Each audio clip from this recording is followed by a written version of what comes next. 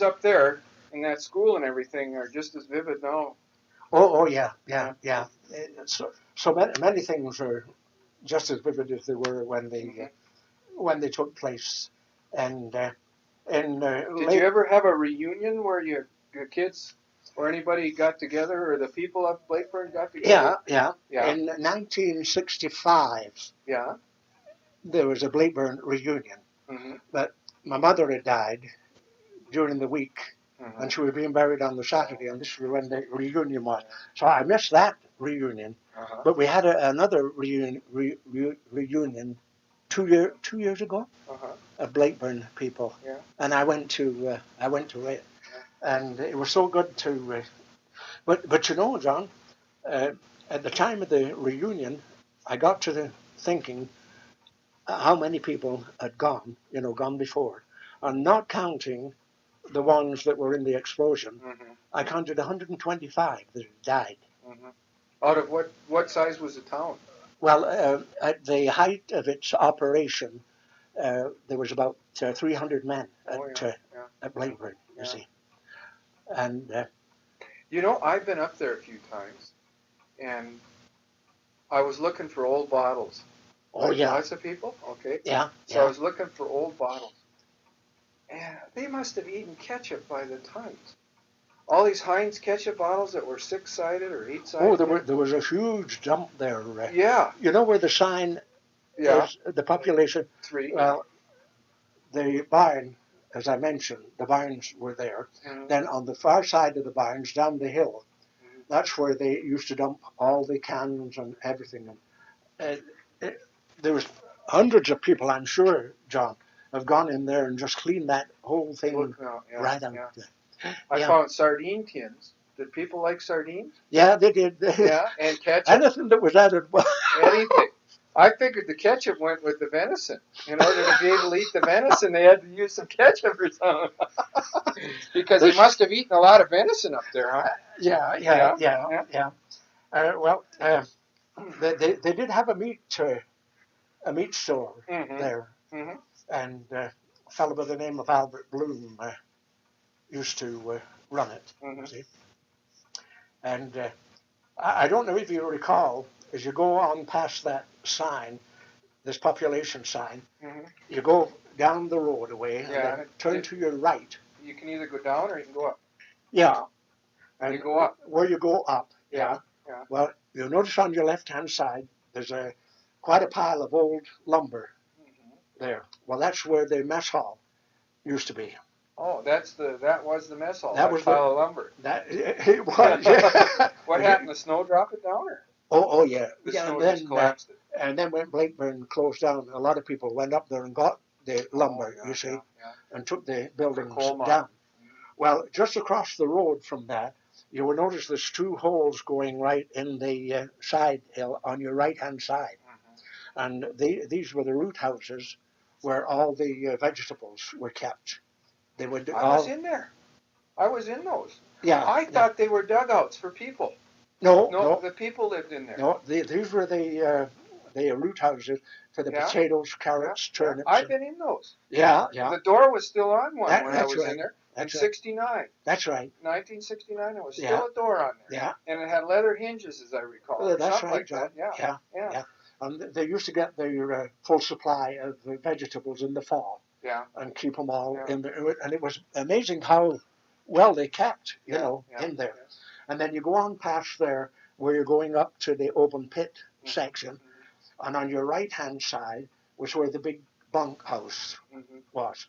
And there were 62 rooms in the big bunkhouse, and 2 single men to a room. Yeah. And then there were 4 bunkhouses in behind the big bunkhouse.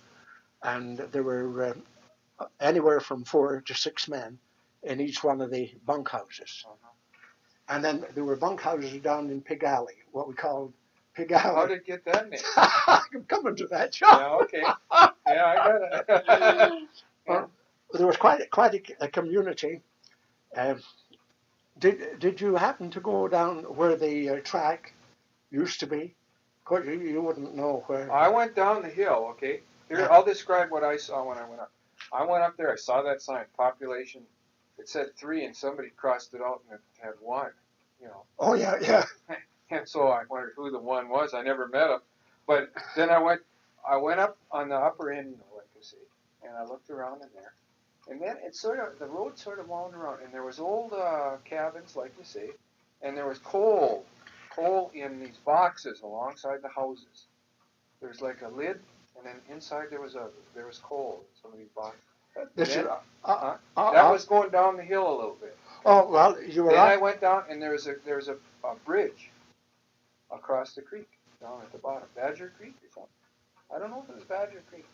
No, that's the what they call Blakeburn Creek. We always knew it as the North Fork of Granite, but that was Blakeburn Creek. But then I wandered across there, and we ended up going way up the valley. We were going hunting, and we ended up going up.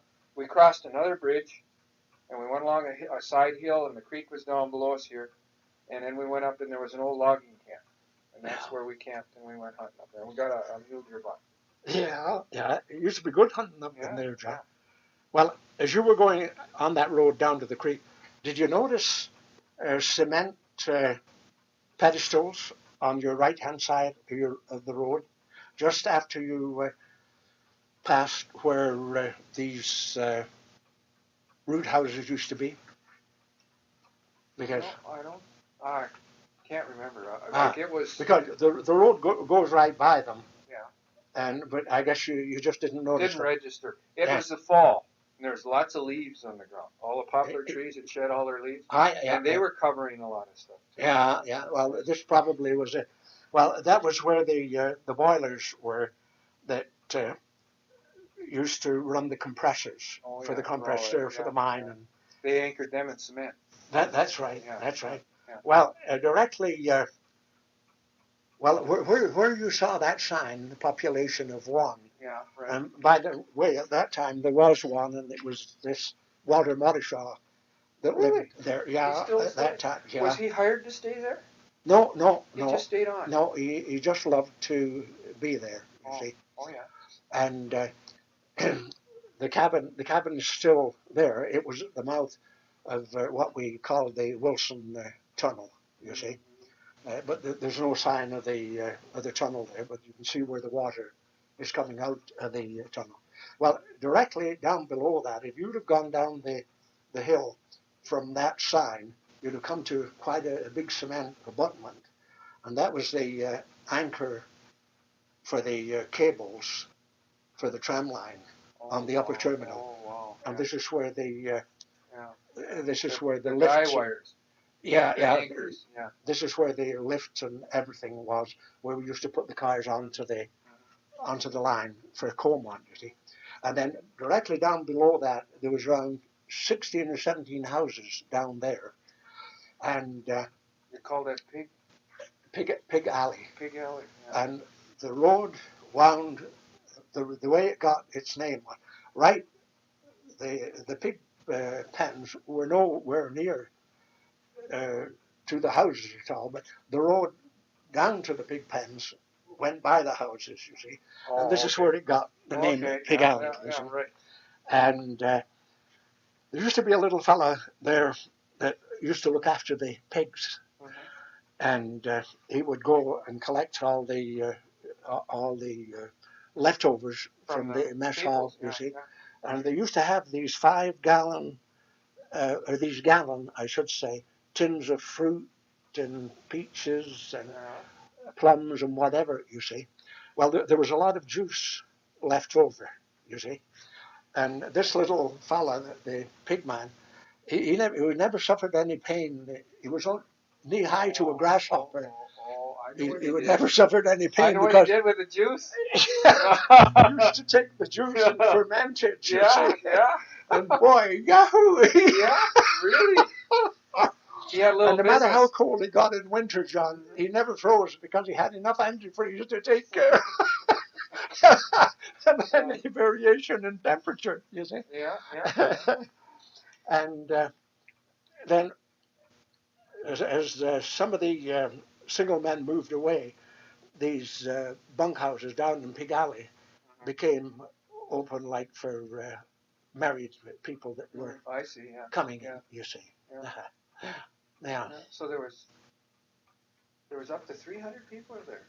At the height of that is in the operation, in the mine, and then the family, the machine shop, and the upper terminal, and then the lower terminal in Colmont. Down at Colmont, You can see the anchors down there. That's They're right, beside the road.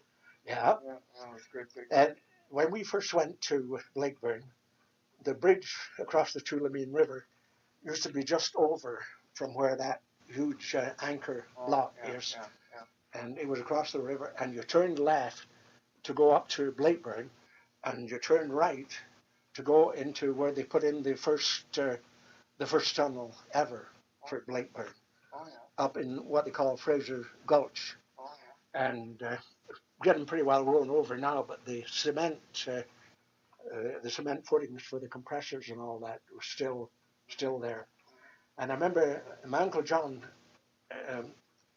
Columbia Coal and Coke was the name of the company that first went in with its first tunnel, you see. And my uncle, this was in 1909, and Uncle John went up to Colmont in 1910, you see. And I remember even although after, it would be in 1927, I took a hike down over the hill and across the tram line and then down into Fraser's Gulch. I was interested to see where this first tunnel was located, you see, because Uncle John had told me quite a bit about it. And it must have cost them a small fortune, John, to timber that mine, because it was all timbered with square cut 8x8 timber, the legs and stringers. Finished lumber, you might say. Yeah, and even the lagging on the side. Yeah. And I remember Uncle John telling me this went in for several hundred feet, you see. Well, they got in so far, John, and they couldn't hold the ground. The ground was broken up so much, you see, and the terrific weight up above. So this is when they went up the hill. They went 4 miles up the hill to Blakeburn and put in tunnel number 2. This was called the Wilson Tunnel, you see.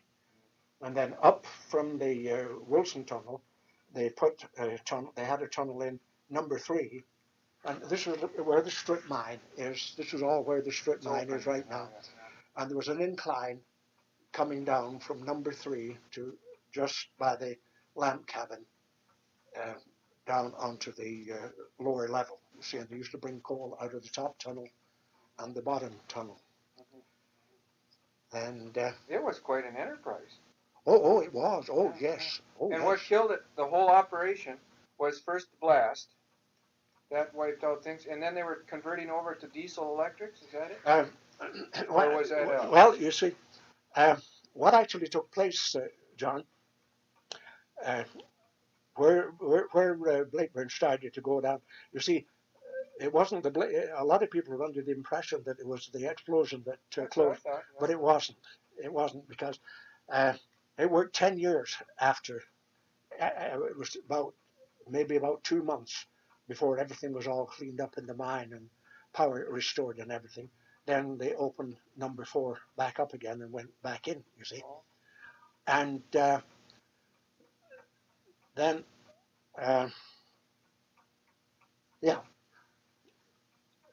the coal, as we said before, was the finest steam coal considered to be in North America, you see.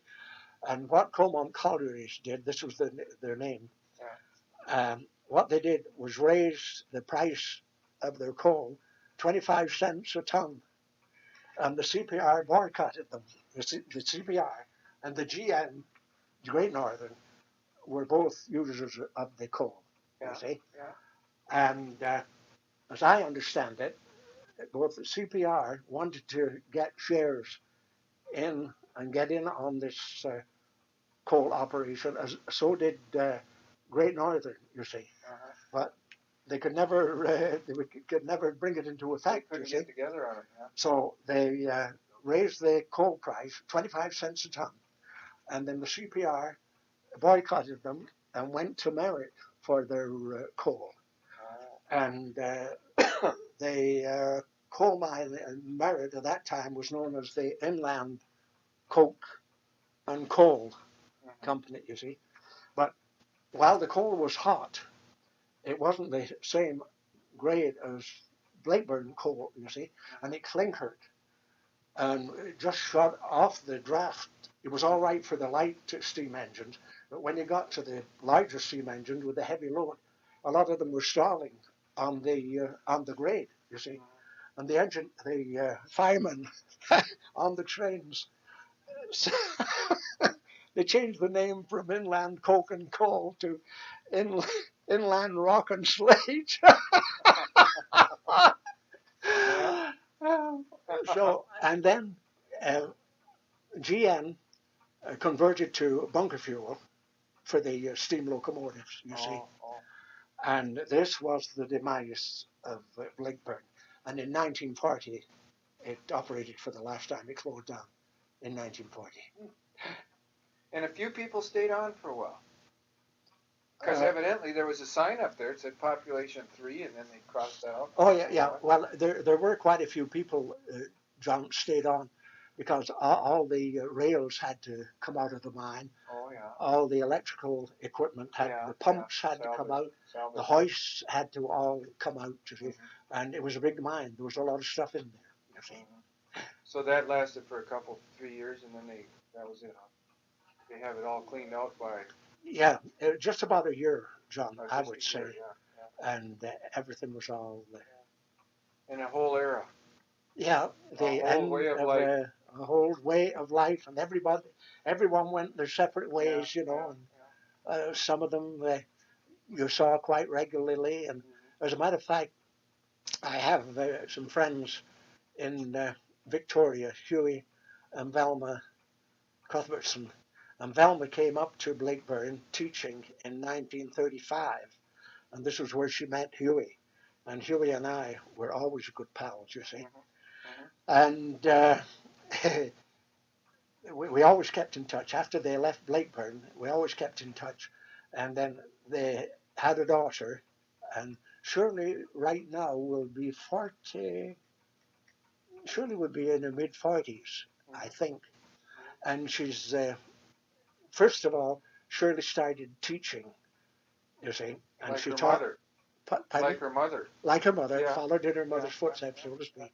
And she taught up on Great Slave Lake for a while. Oh, yeah. And then she was interested in art, and she really was at it, oil painting, you see. And she took a year off and went to England, to a place called Bath in England. I've heard of that. Yeah. There's an art school, a real fine art school there. Yeah. And she put a year in at the art school at Bath. And then she came back. And then when she came back, she got interested in museum work and archaeology, you see. And she went in for her master's, and then there's BA after that, isn't there? PhD. Wait.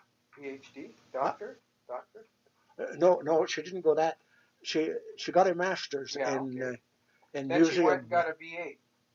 BA, yeah. That's I understand. You know what I mean, John. Yeah. And she is in charge of the junior education in the Provincial Museum in Victoria. Oh. Yeah. Have you ever gone in there and seen her? Oh yeah. Oh yes. Yeah. And it took us all around the museum. That's a beautiful. Have you ever been in there? No. You know the museum I've been is the one. It's where all the Indian canoes are and the dugouts and stuff. That Maritime Museum or whatever it is. That one right there by the bridge. Yeah.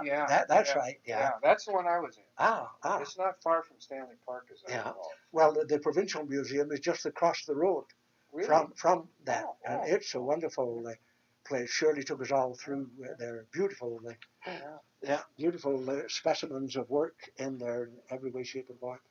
And Shirley stayed with this museum work, and she's still there. Yeah, isn't it interesting the way people's lives follow unusual patterns, turns in the road? A certain point, it is. It's a decision, right or left. Yeah, this is right, John. They go one way or the other. Yeah, And you know, John, in looking back over the years, Princeton has a great deal to be proud of in its young people. You know, you hear a lot of people say about the young people today, you know, they're this, they're that. They're not all that way, John. And like I say, Princeton has a great deal to be proud of in its students, and also its teachers. It spoke well for both the teachers and the parents, because so many of the students, they took their education here. They went on to university. Some of them went to different parts of the country, some in different parts of the world, I imagine, and they all done well for themselves, you know, which in turn has made a great name for both themselves and Princeton in turn. Yeah, right. Yeah, right. yeah. Yeah, when you think of just the mine out here, you know, quite a few of the foreman there, Mullen, is a graduate of our whole system here. Yeah, he's a relative of mine. And there's 2 or 3 teachers in the system here that went through it and now have come back and they're teaching here. Yeah. Jimmy, you're speaking of Jimmy. Jimmy Mullen. Yeah, he's a relative of. I'm related to the Mullins. Oh, you are? Yeah. And you know the Goulds. Yeah. I'm related to the Goulds. Yeah. Graham Gould? Yeah. They're, There's Uncle John was Sammy Gould. This is Graham Gould's father, Sammy Gould. Sammy Gould's mother was a cousin to Uncle who married my mother's sister. Oh, yeah. You see, so we're distantly related. Sure. And we often laugh, and so it's a real joke, you see. You got to be very, very careful who you're talking to in Princeton. I was going to say that. They're all related. Through marriage. Like the Hueys. It's really, yeah. Right. But I'll tell you, John, old age is really wonderful, you know. To me, old age. If you've got your health. This is right, you see. And I feel so good, and I haven't got an acre of pain in this world, you know. The world is mine, you know. And if it's not, I'm going to know the reason why. But still, old age is like Visa, John. I never leave home without it. That's a good one. I don't know whether I can top that one.